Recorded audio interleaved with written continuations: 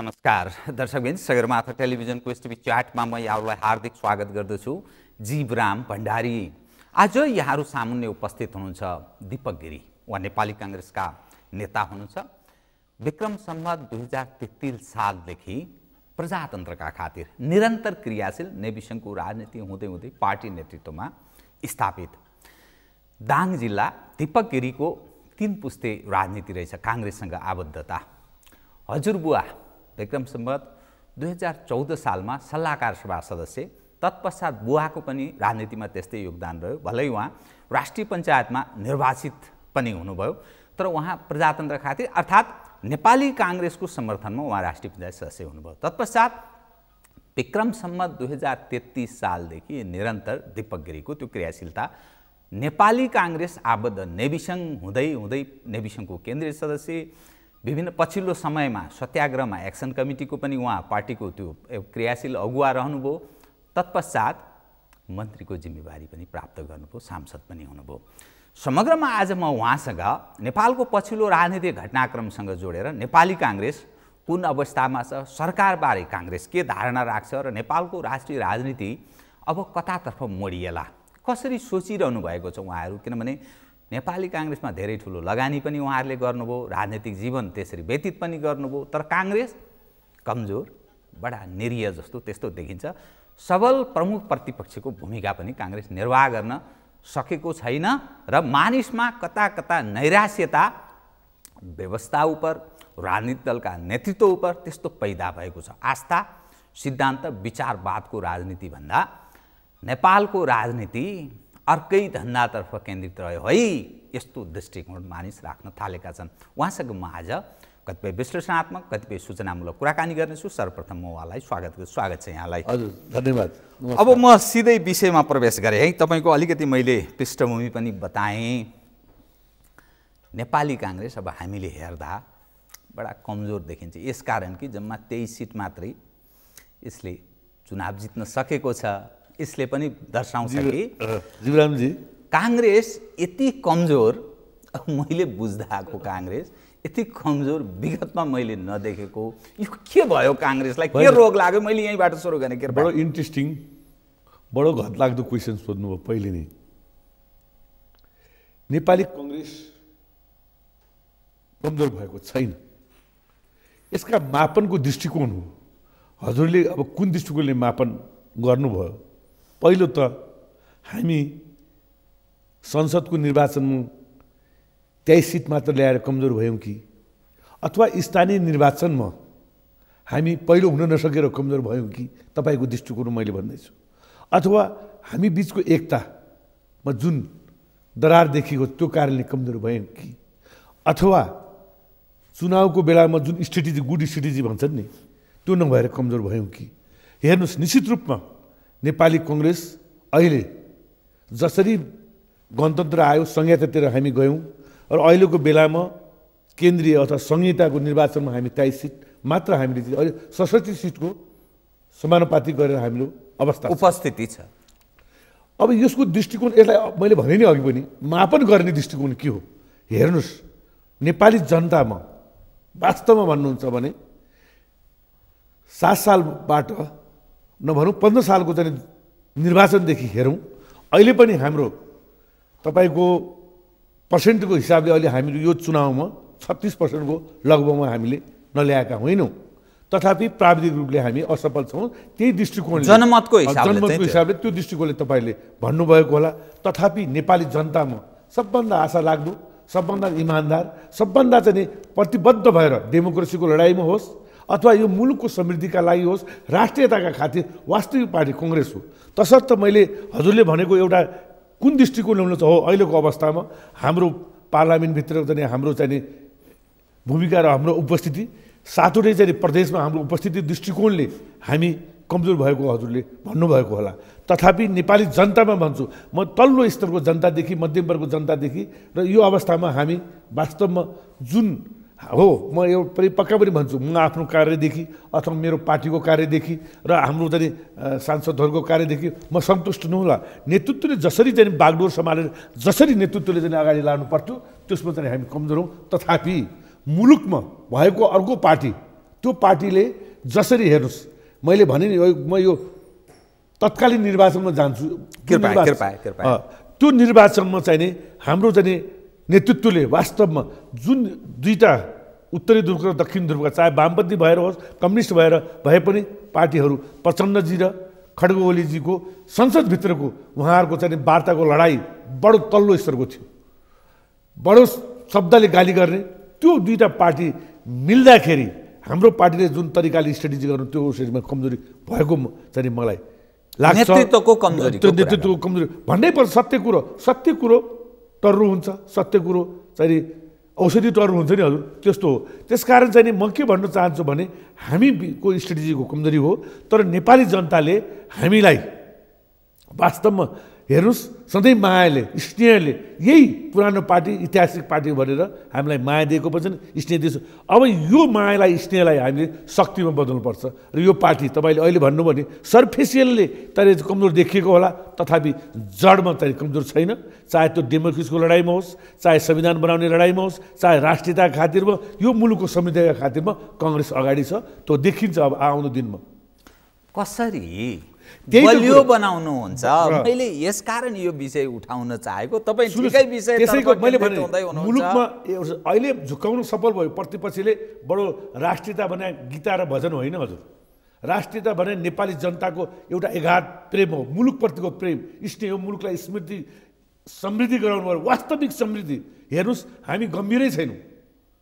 आज 21 सेन्चुरीमा 21औं शताब्दीमा मुलुकका तल्लो भनौँ न तपाईँ भियतनाम जस्ता इन्डोनेसिया जस्ता मुलुक पनि अगाडि बढिसके।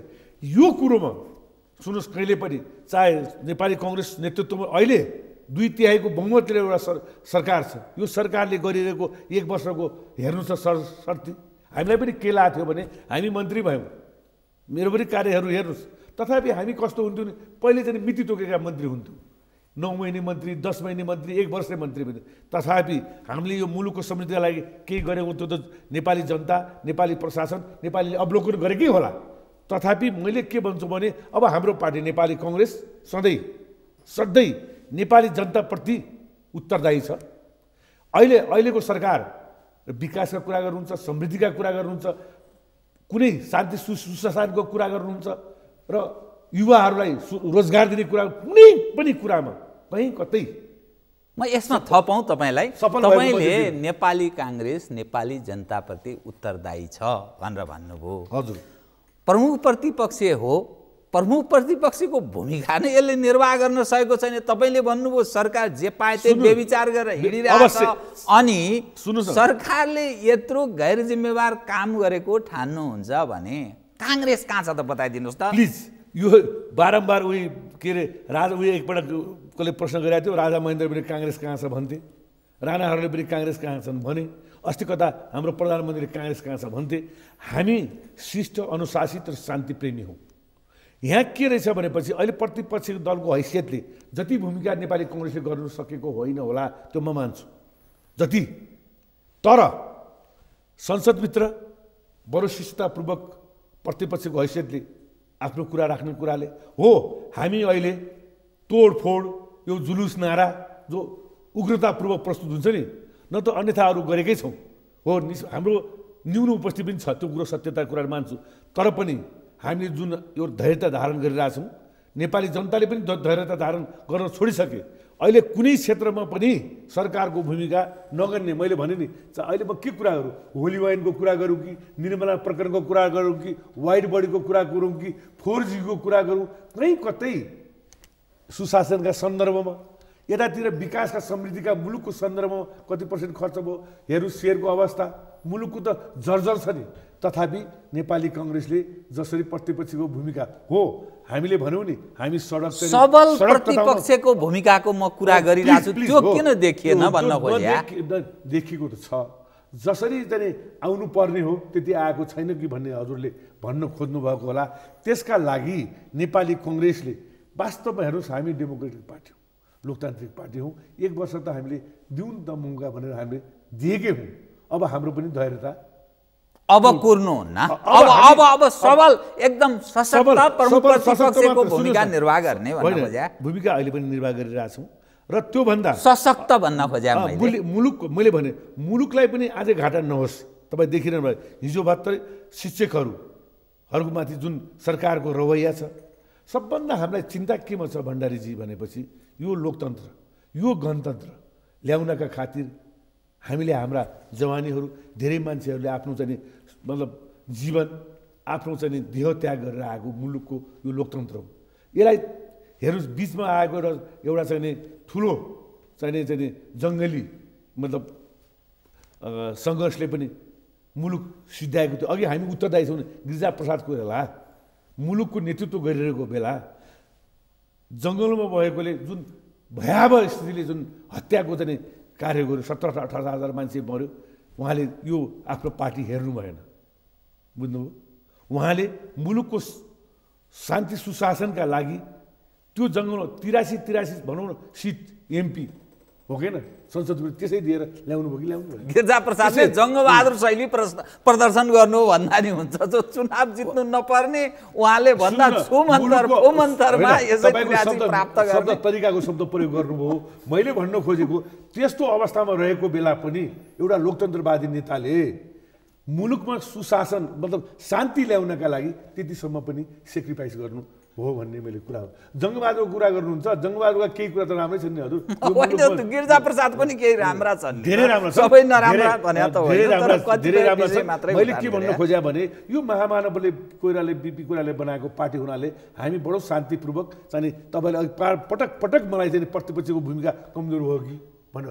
प्रतिपक्षको भूमिका कमजोर भएको त अवश्य होइन, तर अलिकति जुन चाहिँ आन्दोलनमा जाने तरिका थियो नि अलिकति तपाईँ नेता हो भन्नै पर्छ, किनभने पार्टीको हामीले मैले भन्नु नि जसरी संसदभित्र अब हामीले पटक हाम्रो केन्द्रीय कार्य समितिको मिटिङ, संसदीय समिति र केन्द्रीय कार्य समितिको मिटिङभित्र अलिक कडा रूपले चाहिँ प्रस्तुत नेपाली जनताले त्यो खोजिरहेको छ र हामीले भन्यौँ नि केही कुरोमा पनि हामीले त धेरै चान्स दिएको हो। कसरी प्रमुख प्रतिपक्षको भूमिका निर्वाह गर्नु बताइदिनुहोस्। तपाईँको पार्टीमा गुट उपगुट छ, महाधिवेशन अहिले लागिसकेको छ, अब त्यो को मानिस बुझ्नुभयो? शेरबहादुर देउबाजी 72 वर्षको लगभग हुनुभयो होला जस्तो लाग्छ मलाई, 72-73 को।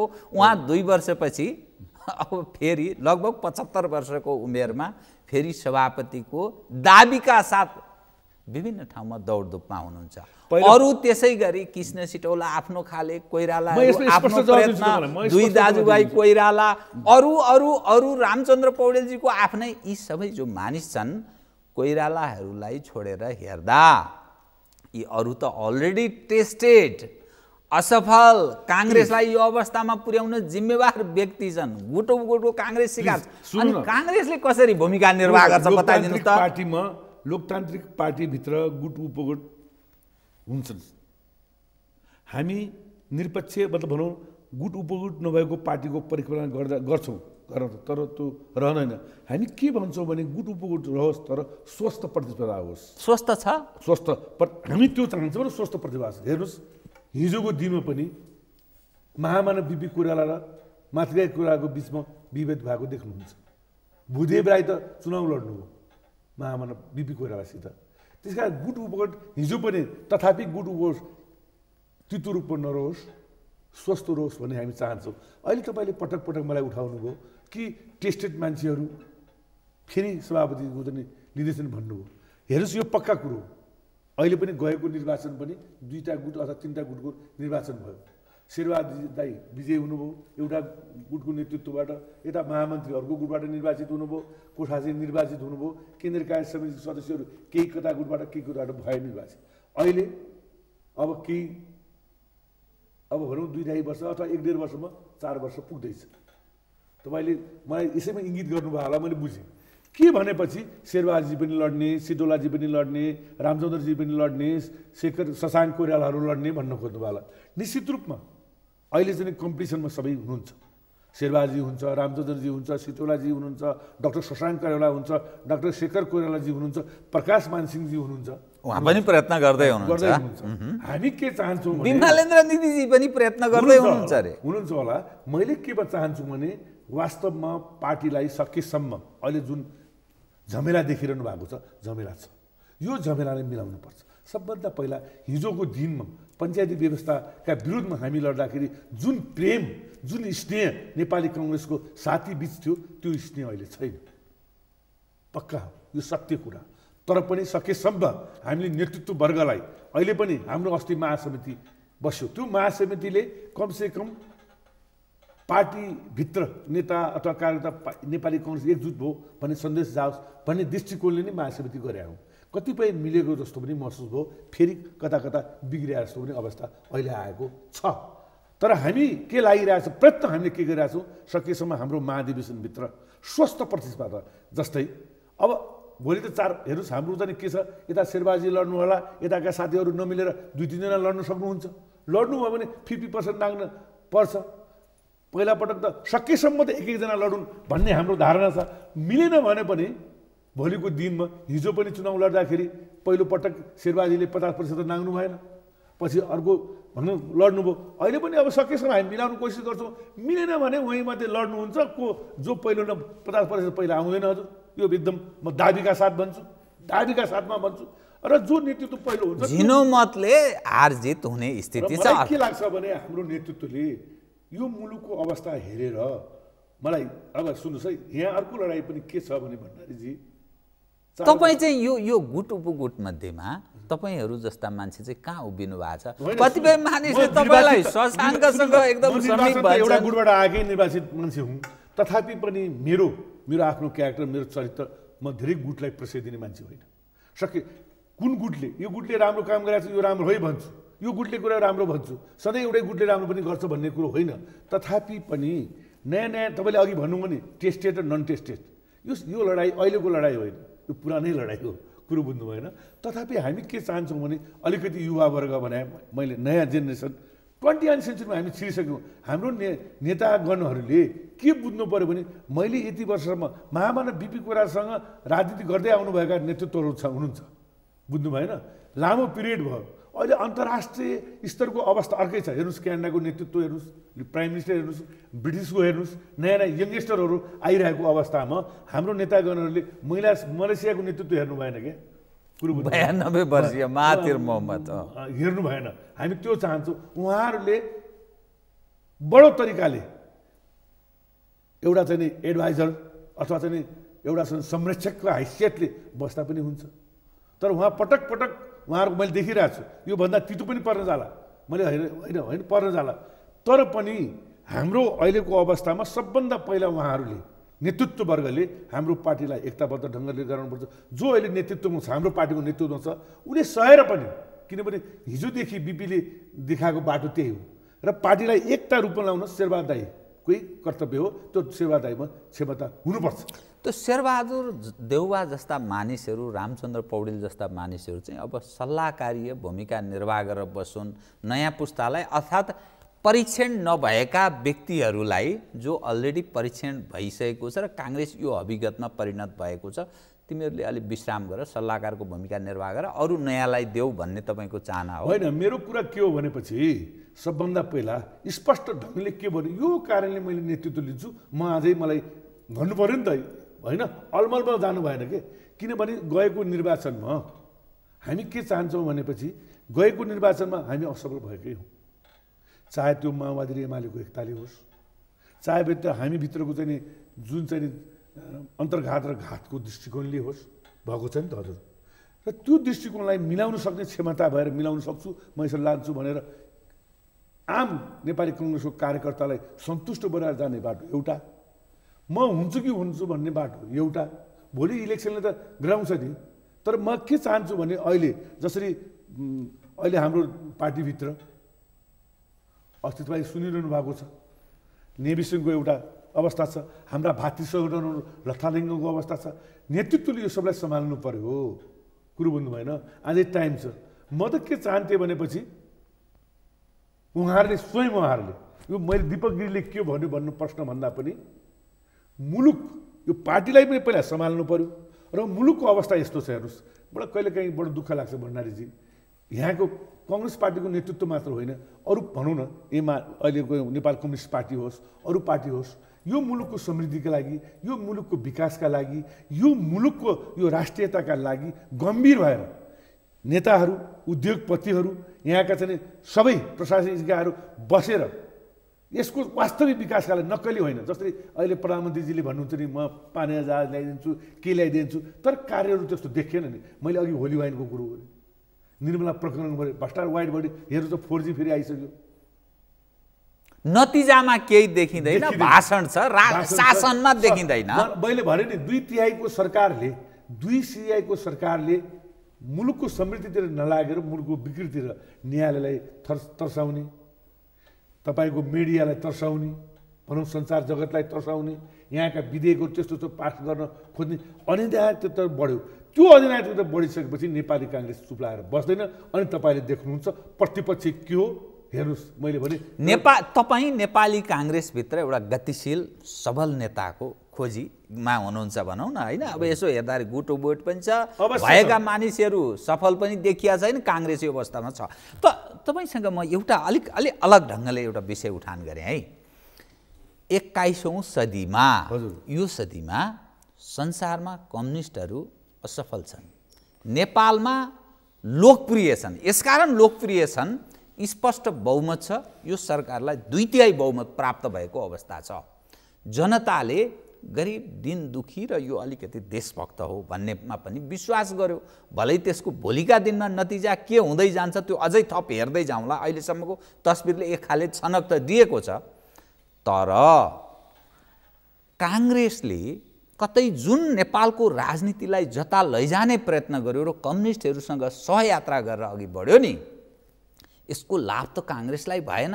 देशमा वामपन्थीहरू प्रिभेल गरे। तपाईँले भन्नुभयो 83 सिट फुमन्तरको भरमा चाहिँ गिरिजाप्रसाद कोइरालाले माओवादी भने जङ्गलमा बसेकोलाई बनाइदिनु भयो। आर्यघाटको तय भइसकेको त्यो संसदलाई बिउताउने काममा पनि उहाँहरूले काम गर्नुभयो। कतै यो जुन विचार लिएर हिँड्नुभयो, जुन जे चिजको पछि तपाईँहरू लाग्नुभयो, काङ्ग्रेस यो समग्र राजनीति उप नै पुनर्विचार गर्ने अवस्थातर्फ उन्मुख हुनुपर्छ भन्ने दृष्टिकोण त तपाईँहरूलाई लागेको छैन कतै? होइन भण्डारीजी, तपाईँले एउटा कुरा पक्कै राम्रो कुरो के भन्नु भनेपछि संसारदेखि हराएको पार्टी हो कम्युनिस्ट पार्टी। रसियाको अवस्था हेर्दाखेरि चाहे हङ्गरीको होस्, चाहे बुल्गेरियाको होस्, सबै पूर्वी मतलब यो युरोपमा चाहिँ सकिएको अवस्था, एसियामा पनि बिस्तारै सबै सकिएको अवस्थामा नेपालमा उहाँहरू कम्युनिस्टको नाउँ लिनुभयो। कुरो बुझ्नु भएन? कम्युनिस्टको नाउँ लिनुभयो। हाम्रो नेपाली जनता, सोझो जनताहरूलाई झुकाउनु सफल गर्नु, अरू कुनै मानेमा होइन। तपाईँले भन्नुभयो पटक पटक कम्युनिस्ट यहाँ चाहिँ लोकप्रिय भनेर शब्द पनि प्रयोग गर्नु। मैले भने जनतालाई सबभन्दा पहिला झुकाउनु सफल हुनुभयो उहाँहरू। एउटा त प्रजातन्त्र राष्ट्रियताको एकदम कुरा गरेर त्यही बेला हाम्रो पार्टीको नेतृत्वमा अलिकति खच्याकुचुक भएको अवस्थाको फाइदा उनीहरूले लिन सफल। मैले अघि भने नि हाम्रो स्ट्रेटेजी कमजोर भयो, तर अहिले त नागिसक्यो। हेर्नुहोस् त्यो झन् किन नाग्यो भने पहिले भेनेजुला केस तपाईँ देख्नु सक्नुहुन्छ। अहिले भेनेजुला न हाम्रो छिमेकी, न त्यहाँबाट हाम्रो पर्यटन यहाँ भित्रिने, न हामीलाई चाहिँ दातृ रूपमा सहयोग रहेको देश, के भन्छन् नि नजाने गाउँको बाटै नछोड्नु भने जस्तै उहाँहरूले त्यो कम्युनिस्टीकरण हुन्छ नि, त्यो पनि कम्युनिस्टलाई साथ दिने भनेर आएको। म स्पष्ट भन्छु हजुर, यसो मलाई केही पनि बुझ छैन। तर यो मुलुकमा जनतालाई झुकाएको अवस्था हो, जनता झुकिएको अवस्था हो। जनता चाहिँ जुन चाहिँ एउटा चाहिँ राष्ट्रियताको चाहिँ यो नक्कली कुरा गरेर खड्ग ओलीजीले, म प्रश्न भन्छु, केपी ओलीजी झुकाउन सफल हुनुभएको हो। अहिले जनताले बुझिसक्यो, जानिसक्यो, बुझ्नु भएन? अब आउँदो अब त्यो हामी आफ्नो चाहिँ गल्तीहरू, हाम्रो पार्टी नेतृत्वले गरेको गल्ती पनि हामीले औँलाएको छौँ। हामीलाई कसरी सुधार्नुपर्छ, कसरी जानुपर्छ भन्ने कुरो दृष्टिकोण पनि हामीले बनाइरहेका छौँ। भोलि हाम्रो मेनिफेस्टो अनुसार चल्नुपर्छ भन्ने धारणा पनि छ र हामीले नयाँ ढङ्गले छिटै हामी यो दशैको मुखमै भने हाम्रो आन्दोलन हामी त्यसै आन्दोलन गर्दैनौँ। तर मुलुकमा आर्थिक कहिले हेर्नुहोस् त अवस्था, कहीँ कतै तपाईँ भेनेजुला केसपछि ठुल्ठुला राष्ट्रले नेपालप्रति सोधेका कुरा पनि तपाईँलाई थाहा छ होइन? त्यसैले चाहिँ यो मुलुकको जनतालाई जुन अहिले कुनै पनि बानेमा अहिले केपी ओली त चुप हुनुहुन्छ। अहिले कुनै कुरो अहिले उहाँले चाहिँ नयाँ कुरो चाहिँ केही गर्नुहुन्न, खालि केवल भाषणमा चाहिँ हामी कहाँ कमजोर गएको छौँ र हामी त गरेकै छौँ भन्ने मात्र त्यो बिना प्रमाणका कुराहरू मात्र भइरहेका छन्। तसर्थ तपाईँले मलाई चाहिँ इम्फेसिस दिएर के भन्नु पर्यो काङ्ग्रेसको भोलिको दिनको कुरो के हो त खै त प्रमुख प्रतिपक्षका हैसियतले तपाईँहरूको भूमिका देखिन्न हामी सधैँ यो मुलुकको हितका लागि कार्य गर्ने भएका दृष्टिकोणले यो प्रतिपक्ष के अरे कम्युनिस्ट पार्टीले पनि 2/3 भएको अघि भन्नुभयो भएकोले पनि केही गर्छ भने हामी वास्तवमा कुर्यौँ तर उहाँहरूले गर्न सक्नु अब कुर्नुहुन्न अब यो जुन खालको सिस्टममा हामी प्रवेश गरेका छौँ नि नेपाली काङ्ग्रेस तपाईँले महामानव बिपी कोइराला बारम्बार नाम लिनुभयो त बिपी कोइराला कम्युनिस्टहरूसँगको सहकार्यमा विश्वास गर्नुहुन्थेन एक नम्बर 2 जुन ढङ्गले काङ्ग्रेस अहिले मुभ गरेको छ जुन ट्र्याकमा काङ्ग्रेस हिँडिरहेको छ यो सायद बिपीको मूल्य मान्यता आस्था विचार सैद्धान्तिक पक्ष त्यो काहीँ तारतम्य मेल खाँदैन काङ्ग्रेस मुलुकलाई पनि लाभ भइरहेको छैन यो विकास भएको राजनीतिक घटनाक्रमसँग जनता पनि झन्झन दुखी हुँदैछन्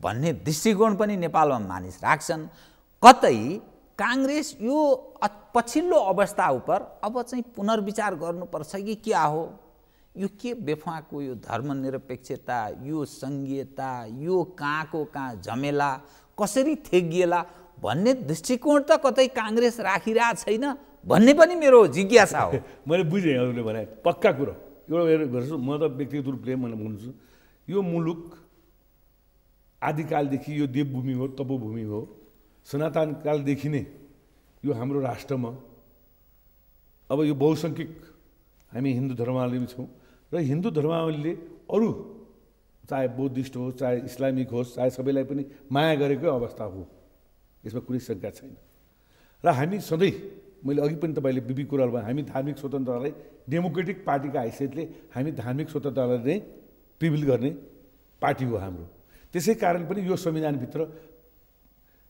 धर्मनिरपेक्ष त लेखियो तथापि त्यहाँ चाहिँ सनातन धर्मका कुराहरू सबै कुराहरू पनि उल्लेख भएको छ अहिले पनि मलाई व्यक्तिगत दृष्टिकोणले भन्नुहुन्छ भनेपछि अहिलेको चाहिँ समसामयिक अवस्था हाम्रो गरिबी हाम्रो चाहिँ जातीय चाहिँ जुन हामीले अन्त गर्न सकिरहेछौँ त्यसका उप चाहिँ कृष्णजीले हाबी नभएको होइन चाहे त्यो गरिबीको दृष्टिकोणले हो त्यो दृष्टिकोणले मैले त हिजोको अवस्थामा पनि होइन तर हामी एउटा डेमोक्रेटिक पार्टी भएको नेसनल धर्मनिरपेक्ष होइन धार्मिक स्वतन्त्रै हो हामी हिजो पनि त्यही भन्नु धर्मनिरपेक्षता होइन धार्मिक स्वतन्त्रता हो हामीले नेपाली काङ्ग्रेसको विधान पनि त्यो धार्मिक स्वतन्त्रै हो तथापि अझै अहिलेको प्रवेशमा मैले भने नि प्रवेश यो परिवेशमा 82% भन्छन् नि वास्तवमा 82 भन्दा माथि नै ओमकार जगत भन्छ नि ओमकार जगतमा अझै माथिको कुरो हो हामी सधैँ एउटा डेमोक्रेटिक पार्टीका भएका हैसियतले र हिन्दू भनेको त यस्तो चिज हो यिनीहरू जगतमा चाहिँ मानवको प्रवेश नगर्दै सुरु भएको जो चाहिँ हिन्दू चाहिँ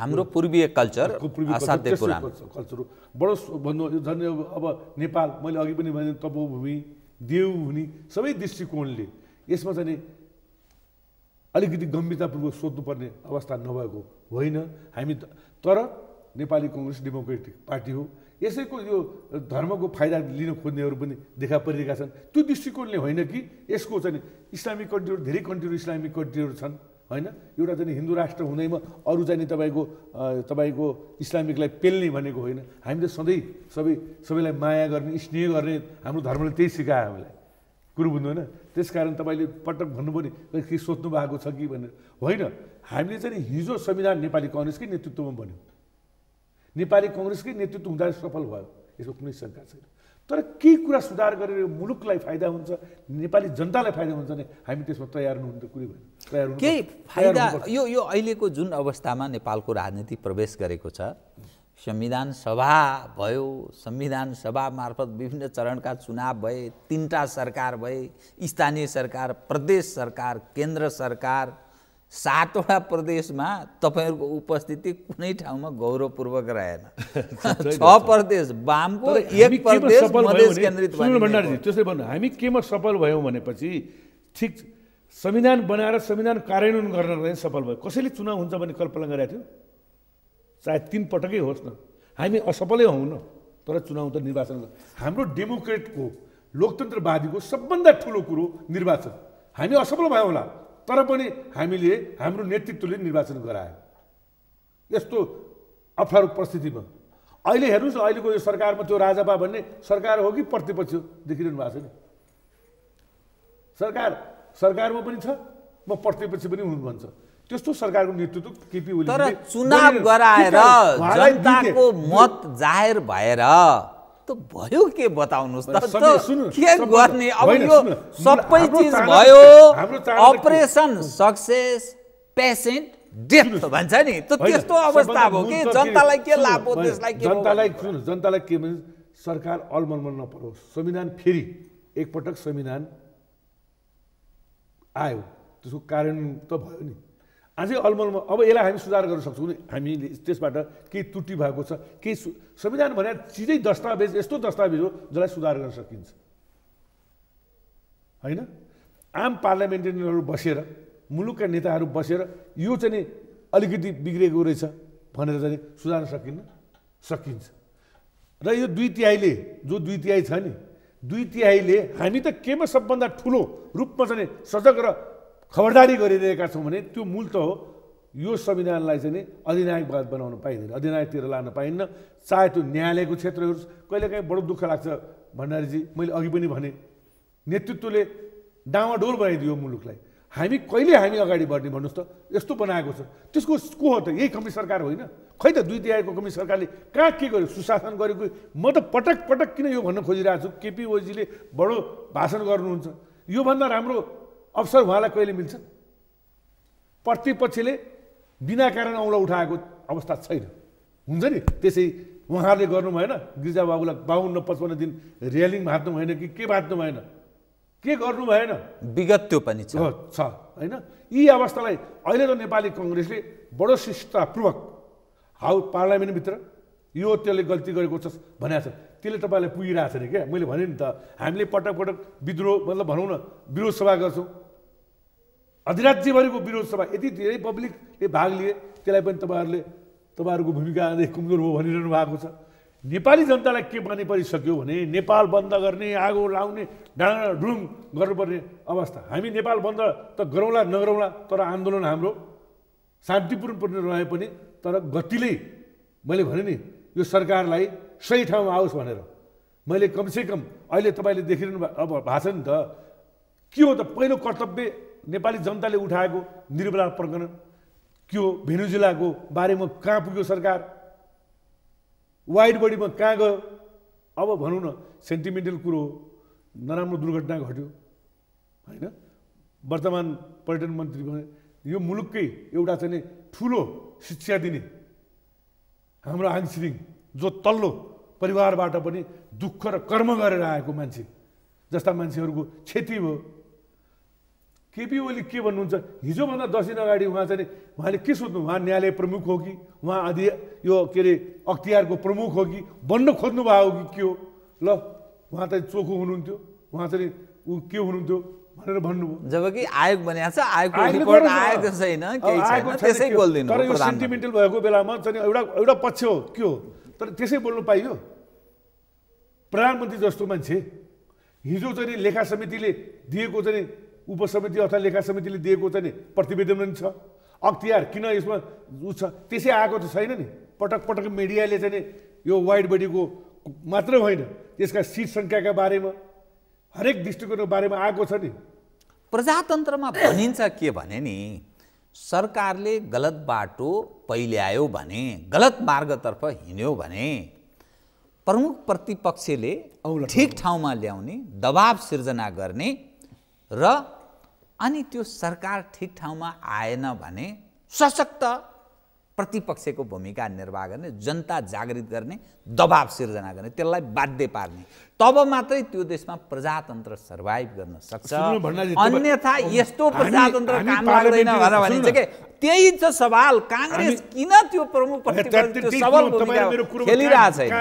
हामी संसदीय प्रणालीलाई मान्ने, हामी पार्लियामेन्ट्री सिस्टमलाई मान्ने, हाम्रो ध्येय हिजो हामी विद्यार्थी रहँदा पनि यो मुलुकमा भएको पञ्चायती अधिनायक व्यवस्था हो, हामी ठुलो मान्छे हुनु भनेर आन्दोलन गरेकै थिएनौँ, हामी यसमा लागेकै थिएनौँ, डेमोक्रेसीका लागि लडेका थियौँ। त्यो डेमोक्रेसी हामी ल्याउन सफल भयौँ, लोकतन्त्र ल्याउन सफल भयौँ, अहिले त गणतन्त्र ल्याउन पनि सफल भयौँ। र हामी के भन्छौँ, हाम्रो प्रतिपक्षको भूमिका पार्लियामेन्टभित्र हुनुपर्छ, संसदभित्र हुनुपर्छ भन्ने हामी चाहन्थ्यौँ।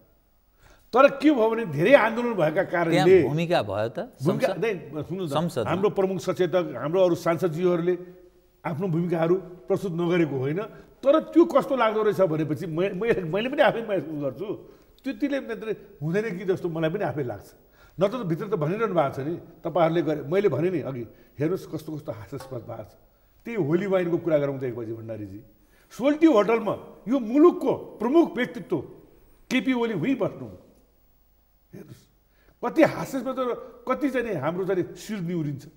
के मानेमा त्यत्रो उहाँले चाहिँ इम्फासिस दिनुभयो त्यो होली वाइन पिउनुदेखि लिएर त्यहाँ बसेर अहिले पनि छर्लङ्ग गराउन सकिन्छ। तागत भएपछि केपी ओलीले भन्नु पऱ्यो नि त, देखाएर आम नेपाली जनतालाई भिडियो अथवा चाहिँ देखाएर भन्नुहोस् न यो कारणले मैले गएँ भन्ने ठाउँ छ, चुप हुनुहुन्छ। निर्भया प्रकरण सुस्ताएको अवस्था छ, सुनकाण्डको अवस्था उहाँ पक्रिन्छ एउटा, अस्ति कञ्चनपुरमा पक्रेको कुरा देखिनु पर्ने। त्यो सरकारले, यो लोकतान्त्रिक सरकारले नेपाली जनतालाई सुशिक्षित नगर्ने, यस्तो अवस्थामा छ, यो अवस्थामा छ भन्ने कि नभन्ने। एउटा बताइदिनुहोस् त, नेपाली काङ्ग्रेस जसलाई मानिसले बुझ्छन् नि लामो समयदेखि, काङ्ग्रेस जस्तो छ? तपाईहरु एक ढङ्गले भूमिका निर्वाह गर्नुभयो 33 सालदेखि तपाईको क्रियाशीलता, तीन पुस्ता तपाईको त म नेपाली काङ्ग्रेसको सक्रिय सदस्य भइसक्नुभयो हैन। त उस बेलादेखि राजीव विषयको मलाई तत्कालीन अञ्चलाधीश, म तपाईलाई तत्कालीन अञ्चलाधीश चन्द्रमान थकालीले एउटा चाहिँ भक्करको अब युवा अवस्थामा भक्करको टिनेजर भन्छ नि त्यो बेला मलाई पक्रेर राजीव विषयमा त्यो हेर्न गएको बेला पक्रेर मलाई राखेको अवस्था त्यो छोड्यो। म हिजोको धेरै तर जुन तपाईहरुको जुन भूमिका रह्यो नि, अब त्यो काङ्ग्रेस जस्तो भएन। काङ्ग्रेस बुझ्ने मान्छेकै समस्या भइसक्यो। नवधनाढ्यहरू, नयाँ खाले मानिसहरू पार्टीमा पकड जमाइसके। काङ्ग्रेसको मर्म बुझ्ने मान्छे त कहाँ काङ्ग्रेसमा अब त्यस्तो निर्णायक तहमा छन् र यस्तो दृष्टिकोण पनि काङ्ग्रेसका कार्यकर्ता यति तर यसरी त नभन्नुहोस् हैन। काङ्ग्रेसको आफ्नो चाहिँ नि तल्लो तहको एकदम तपाईको कार्यकर्ता लेभलदेखि 54 सदस्य भन्छौँ कि हामी, 54 सदस्यदेखि सक्रिय सदस्य हुँदै आउने हो। यो डेमोक्रेटिक पार्टी हो। यो पार्टीमा प्रतिस्पर्धा प्रतिस्पर्धा पनि हुन्छ, मान्छेहरूले क्षमता भए मान्छेहरू अगाडि बढ्छन्। हामीभन्दा नयाँ आएका साथीहरू पनि अगाडि बढेका छन्। क्षमताले जित्न पाइन्छ, तर झुक्काएर तपाईँले भन्नुभयो नि पैसाको लोभ दिएर अगाडि बढ्न पाइन्न। त्यति तल चाहिँ हाम्रो पार्टी जाँदैन, किन हाम्रो पार्टीको नेतृत्व पनि महामानव बिपी कोइराला, गणेश मानसिंह, किसनजीले दीक्षित गरेका व्यक्तित्वहरू हुनुहुन्छ। उहाँहरू कतै आफ्नो बाटो अल्मलिनुहुन्छ भने त्यो नअल्मलिनुहोस् भन्ने प्रश्न हो हामीलाई। मैले भने नि हाम्रो नेतृत्वमा शेरबाजी पार्टी सभापति हुनुहुन्छ, वरिष्ठ नेता हाम्रो रामचन्द्र सिंह, उहाँले जुन नेतृत्व अघि भन्नुभयो नि टेस्टेड हुनुहुन्छ उहाँहरू भन्नुभयो तपाईँले। उहाँहरूले चाहिँ अझै पनि सप्रिन सक्नुहुन्छ। अझै पनि यो पार्टीको नेतृत्वलाई चाहिँ सही ढङ्गले लानु पर्यो। गुड उपगुडमा उहाँहरू झन् जानु भएन के, अझै म त पार्टी सभापतिलाई पनि गुड उपगुड जानै भएन। म त हेर्नुहोस्, म आफ्नो टाइपको मान्छे हुँ। मैले चाहिँ जस्तै मलाई पार्टीले कहीँ खटायो भनेपछि म निश्चिन्त नेपाली काङ्ग्रेस चार तारा रुखलाई सहीलाई सम्झेर मैले काम कार्य गर्ने म चाहिँ मान्छे हुँ। तर पनि अब गुड उपगुड चाहिँ नभएको होइन। यो गुडको अन्त त गर्नै पर्छ। तपाईँले पटक पटक नेपाली काङ्ग्रेस कहाँ छ भने नेपाली काङ्ग्रेस जनताको मनमा छ, जनताको आत्मामा छ, जनताले बुझेका छन्। र नेपाली काङ्ग्रेस जति गर्नुपर्ने हो त्यो जुन रूपमा गर्न सकेको छ त्यसलाई गराउनका लागि हामी प्रतिबद्ध र कटिबद्ध भएर लागिरहेका छौँ। हामी के भन्छौँ भने जुन कम्युनिस्टले झुक्कायो जनतालाई त्यसलाई सचेत र जानकारी गराउँ। हामीले के गरौँ यो मुलुकमा यो 48 सालदेखि हामीले गरेका कुराहरू पनि हामी जनतामा भन्न सकेनौँ। हेर्नुहोस् न, अहिले आकाशमा भन्नुहोस्, आर्थिक क्षेत्रमा ब्याङ्करहरू भन्नुहोस्, कलेजेसहरू भन्नुहोस्, सबै के अवस्थामा थियो। 48 सालमा अवस्था बाटाघाटाको हामीले नगरेको होइन, नेपाली काङ्ग्रेसले नगरेको होइन। तर जुन गतिमा जानु पर्थ्यो त्यो गति आपसमा लडाइँ लडेर गुट उपगुट गएर हाम्रो त कहिल्यै इतिहासमा नभएको पार्टी पनि हाम्रो फुटेको इतिहास पनि छ नि त। अलिकति बडो दुःख लाग्छ कि तर हामी एकताबद्ध आयौँ र अझै पनि त्यो कुरालाई सम्झना गरेर हिजोको चाहिँ माओवादीका एक्टिभिटिजहरू कम्युनिस्टले के नारा दिएर नि यहाँ के नारा दिएनन् जनतालाई झुक्काउन, सुन बाँट्नेदेखि लिएर जग्गा बाँट्नेदेखि लिएर के नारा दिएनन्, राष्ट्रियताका नाउँमा झुक्काएनन् कि। अहिले हेर्नुहोस् त अहिलेको पोलिटिकल सिनारियो र अहिलेको चाहिँ इन्टरनेसनल चाहिँ अवस्था कहाँ के छ ल। कति चाहिँ मतलब दातु संस्थाले अहिले हामीलाई सहयोग गरेका छन्, ठुला मनले हृदयले भन्नुहोस् त। हामी ठप्प छौँ। अहिले हामीले गरेको विकासका बाटाहरू जुन चाहिँ सङ्गीत यो पार्टीले गर्दा हामी फेडरलमा गएर प्रदेश लगेर लथालिङ्ग छ। चाहे तपाईँले देखिरहनु, चाहे बाटाघाटाको कुरा हुन्, पुलका कुरा हुन्, इरिगेसनका कुरा हुन्, आर्थिक रूपमा अहिले सेयर कति गिर्दो छ, हेर्नुहोस्। ब्याङ्कको ब्याज कति बढ्दो छ। आम जनताहरू अहिले विदेशी नै नेपाली जनता कति छन्, तिनलाई यहाँ स्वरोजगार दिने, नेपाली जनतालाई यहाँ राख्ने कहीँ कटो यो सरकारले चाहिँ यो यत्रो बलियो सरकारले त प्रतिपक्षलाई आह्वान गर्नु पर्थ्यो यो मुलुक बनाउनका लागि यो मुलुकलाई चाहिँ सुधार्नका लागि प्रतिपक्षले हामीलाई साथ दियोस् यो गर्छौँ भन्ने कहीँ कतै छैन। अहिले प्रधानमन्त्री र अर्थमन्त्रीको झगडा छ, गृहमन्त्रीको अवस्था देखिरहनु भएको छ। कहीँ सरकार छ? काङ्ग्रेसले त भनेको छ त पार्लियामेन्टभित्र यस्तो भयो भनेर, यस्तो भइरहेछ, यस्तो भयो भनेको छ। र काङ्ग्रेस अब हामी डेमोक्रेटिक भएको। अनि तपाईँ के ठान्नुहुन्छ बताइदिनुहोस् त, जुन राजनीति उप नेपाली जनताको वितृष्णा, हिजोको काङ्ग्रेस सम्झनुहोस् कति माया गर्थे मान्छेले होइन, हिजोका कम्युनिस्टलाई कति माया गर्थे, अब राजनीति गर्ने भनेको यो चाहिँ कमाऊ धन्दा व्यवसाय रहेछ है भन्ने दृष्टिकोण मानिस राख्न थालेका छन्। नेपालको आन्तरिक राजनीतिमा बाह्य पक्षहरू हाबी हुन थालेको छ, खुल्याम उनीहरू यो गरिनस् भनेर त्यसरी प्रश्न उठाउन थाले। तपाईँले राष्ट्रसङ्घदेखि लिएर युरोपियन युनियनदेखि अमेरिकादेखि राजदूतहरूदेखि 9वटा देशका त्यो सङ्क्रमणकालीन न्याय उपरको एउटा प्रश्न उठ्यो। त्यसपछि फेरि पश्चिमा देशका कतिपय रक्षासँग सम्बन्धित व्यक्तिहरू, जर्नलहरू, रक्षा राज्य मन्त्रीहरू यहाँ आउनुभयो, छिमेकी देश लक्षित कतिपय कुरा उठ्यो। फेरि उत्तरी देशको चाहिँ राजदूतले ठ्याङ जवाब दिएको यस्तो सारा देखिन्छ। जुन अवस्थामा नेपालको राजनीति परराष्ट्र सवालमा पनि यसरी प्रवेश गरेको छ, यो थेगी खाने मेसो होइन। तर अब प्रयत्न अनेकौँ कुरा यो के हुन्छ भन्ने दृष्टिकोण छ। त्यही चाहिँ फेरि प्रजातान्त्रिक यत्रो छवि भएको काङ्ग्रेस, इतिहास भएको काङ्ग्रेस के धारणा राख्छ यो अवस्था उपर भन्ने छ कि? त्यही कुरो त मैले तपाईँको कुरो मेरो त मेल खाइहाल्यो नि। हामी के भन्छ, यो सरकार अन्तर्राष्ट्रिय सम्बन्ध बारेमा अलमल लियो। हामी पटक पटक भन्छौँ युरोपियन युनियनसँग कसरी प्रस्तुत हुने, अमेरिकासँग कसरी पुरै, आफ्नो छिमेकी भारत र चाइनासँग कसरी प्रस्तुत हुने, हाम्रो भौगोलिकतालाई हेरेर हामी कसरी जिने, हाम्रो सांस्कृतिक सामाजिक भारतसँग साह्रै ऊ छ, त्यसलाई त हामी टाढा राख्न सक्दैनौँ नि।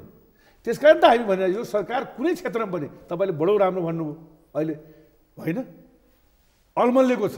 अहिले अब राष्ट्रपति कहाँ जाँदै हुनुहुन्छ भने सुन्छु, परराष्ट्र मन्त्री गइरहनुहुन्छ, तर वास्तविक जुन परराष्ट्र नीति हुनुपर्ने हो सन्तुलित परराष्ट्र नीति छैन, त्यो नाङ्गिएको छ।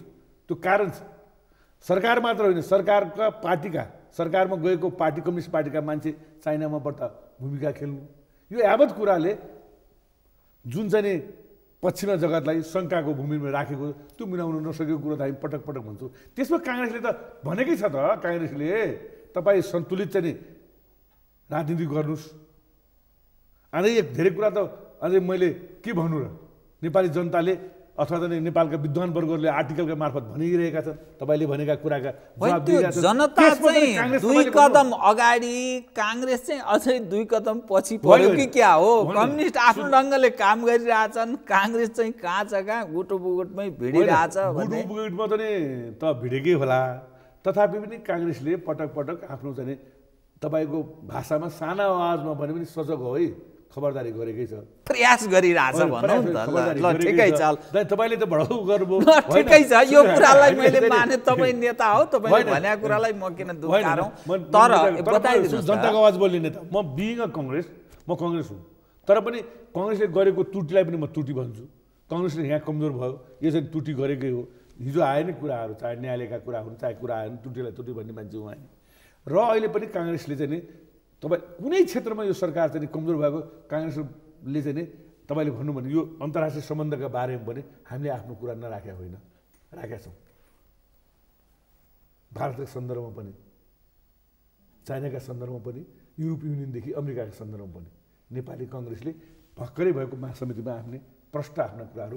अनि त्यो विदेशीहरूले यत्रो अहम निर्णायक भूमिका खेल्ने अवस्थामा प्रवेश गराउने काम त काङ्ग्रेसकै अगुवाईमा कम्युनिस्टहरूसँगको सहयात्रा भएको होइन भने 12 बुँदे दिल्ली सहमति हुँदै यहाँसम्म नेपालको राजनीति आइपुग्दा अनि जुन अवस्थामा यसो नगरे चाहिँ हामी मान्दैनौँ भन्ने स्वाभाविक होइन उनीहरूको दृष्टिकोण। कुरा गर्न लाग्नुभयो तपाईँले, कसो कुरा गर्न लाग्नुभयो भनेपछि 2007 सालमा पनि जुन मुलुकमा चाहिँ राजनीति हट्यो त्यो पनि उसको सहयोग हो भने जस्तै सहयोग त होला। हिजो देश त बर्बर थियो नि त, जर्जर थियो नि त, देश त आपत्ति अवस्थामा थियो नि, थिएन। देशै नरहला जस्तो अवस्थामा गिरिजा प्रसाद कोइरालाले हिम्मत गरेर कुरो बुझ्नु होइन, कुनै पनि हाम्रो नेपाली कङ्ग्रेसको यो राष्ट्रमा सबभन्दा ठुलो क्षति माओवादीले कसलाई गर्यो? आस्थाका आधारमा हजारको सङ्ख्यामा त काङ्ग्रेसले नै मार्यो। चाहे शिक्षक काङ्ग्रेस शिक्षक हुन्, चाहे अनि गला मिलाउनु भयो त सबभन्दा माया ममता तिनकै लाग्यो। शान्तिमा लान लागि सुन्नुहोस् न, हिजो चाहिँ सम्राट अशोकले कसरी शान्तिमा फर्के? लाखौँ जनता चाहिँ हिंसामा थियो नि त सम्राट अशोक। त्यस्तै गिरिजाप्रसाद कोइरालाले पनि जुन 12 बुँदे सन्धि राजालाई तहलायो, राजाले बुझेन, बुझ्नु पर्थ्यो नि त। राजाले पनि सुन्नुहोस्, यो प्रश्न भन्छु मैले, माओवादीले क्षति गरे, अब यो सबै कहाँ कहाँको कन्स्पिरेसी त्यो तपाईँले बुझ्नु भएको छ। त्यो कन्स्पिरेसीलाई किल गर्नु त अर्को उपाय भएन। बिकाएर पनि गिरिजाप्रसाद कोइरालाले 12 बुँदे सम्झौता गरेर मुलुकमा जेनो त्यो आफू गएर शान्ति कायम गर्नलाई यो काम गर्नु पर्यो भन्ने म कार्यक्रमको छैन। ठिक छ, जे भयो ठिक छ, जे भन्नुभयो 12 बुँदेको कुरोमा कतिपय कुरो व्यक्तिगत कुरोले म सन्तुष्टि हुला नहुला एउटा कुरो, तर म नेपाली काङ्ग्रेसको प्रतिनिधि पनि। अब म ठिक कार्यक्रमको अन्त्यमा आएँ कि भारतमा चुनाव आउँदैछ। फेरि मानिस के भन्न थाल्यो भने हेर्दै जानुहोस् न भारतको चुनाव, अनि देखिन्छ यिनीहरूका तिरिखिरी नेपालका नेताहरूको भनेर भन्छन्। त्यो 12 बुँदे चाहिँ भोलिका दिनमा 4 बुँदे भइदियो भने के गर्नुहुन्छ बताइदिनुहोस्। यो गर, नत्र चाहिँ हामी मान्दैनौँ भने फेरि दिल्लीमा अर्को पक्षले गरिदियो भने के गर्नु? एउटा सुन्नुहोस्, मान्नुहोस्, भारतका नेताहरू पनि त्यति मूर्ख नहोलान्।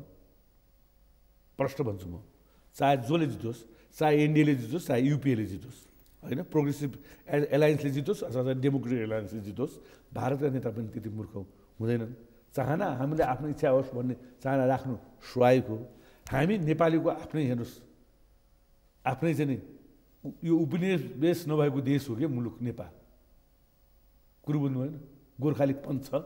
हामीले चाहिँ यो मुलुकको समृद्धिका हितका लागि हामीले कार्य गर्नु, छिमेकीलाई माया गर्नु, सम्मान गर्नु, इज्जत गर्नु। पार्लियामेन्टतिर मोदीजीले बहुत स्ट्यान्डर्ड बोल्नु भएको थियो, बहुत स्ट्यान्डर्ड। मैले ठोकेर तालम, तर उहाँहरूले चाहिँ अलिकति यही संविधान तपाईँहरूको बनेर जुन नाकाबन्दी भयो भने त्यो त्रुटि भएको कुरा उहाँहरूका मन्त्रीहरूले पनि भनिरहेको कुरा हामी देख्छौँ।